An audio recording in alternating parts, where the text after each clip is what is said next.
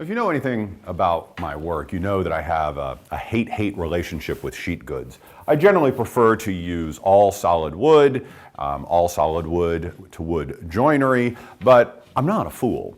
I know that if you really want to get something done quickly and you don't have a lot of time to glue stuff up, then plywood is going to be the answer.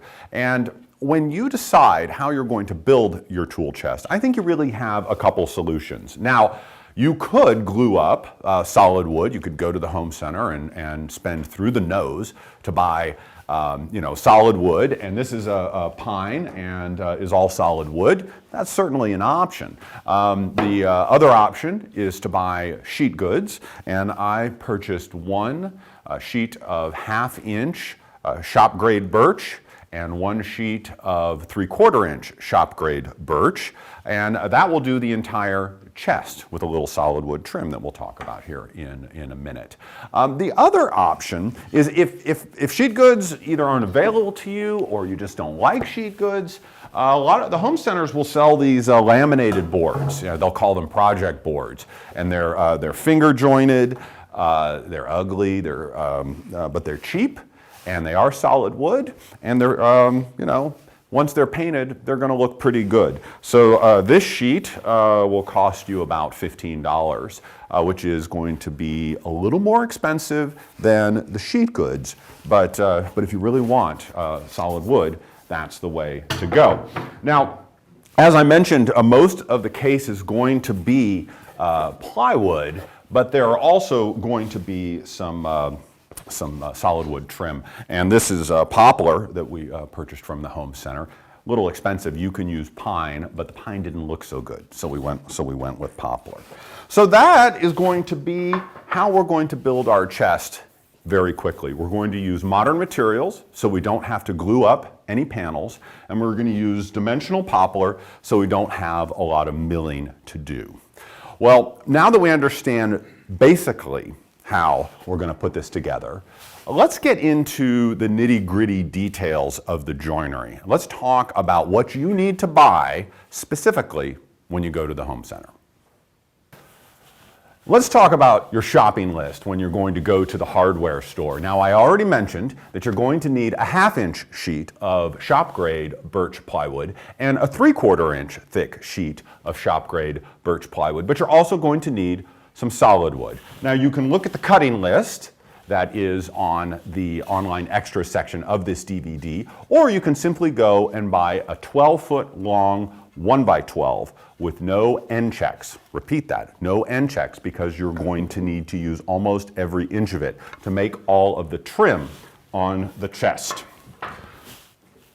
The other thing you're going to need is you're going to need screws. Now, I don't particularly like drywall screws, but they will work just fine for this project. So these are 1¼ inch number 8 drywall screws. One box will get you there.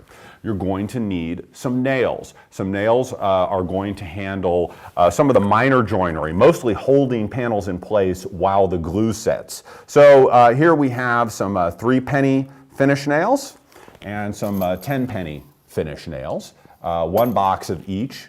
It will be more than enough for the chest. Now, the real secret to making this chest look good is in the screw joinery. There are lots of different options for how to screw the chest together. We are just going to screw straight through the panels and into the panel behind, and we're going to use these special countersink and counterbore bits that you can find at any home center. This is one for number 8 screws, which match the 1¼ inch number 8 screws. And the nice thing about these bits is that they bore a tapered hole, and then they bore a nice little counterbore. And that counterbore matches up with these 3/8 inch wood plugs that you can purchase just at about any home center. You get about 50 of them for about $3, maybe $3.50.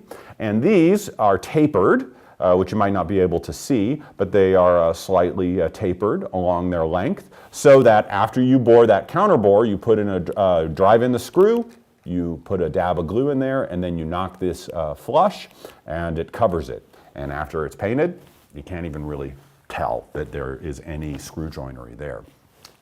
The last thing you're going to need to buy at the hardware store are hinges. You have lots and lots of choices. almost all of them work. These are simple butt hinges that you can purchase. You'll need 3 of them for a chest, and this is what secures the lid to the carcass. These are utility hinges. You can buy a pair for about $2.50, maybe $3. I hate the zinc coating. You can remove the zinc coating either with citric acid, or if you have a propane torch, you can just burn the zinc coating off, but I didn't tell you that.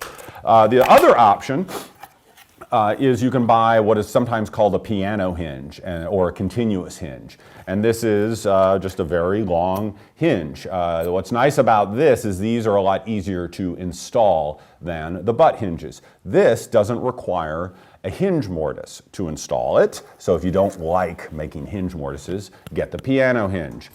These you will need to mortise in to the case to install these hinges with the included screws. So that pretty much sums up everything you're going to need to buy. You're going to have to buy some glue, obviously. And your total bill is going to be about $200 for all of this stuff. And those are Midwest prices.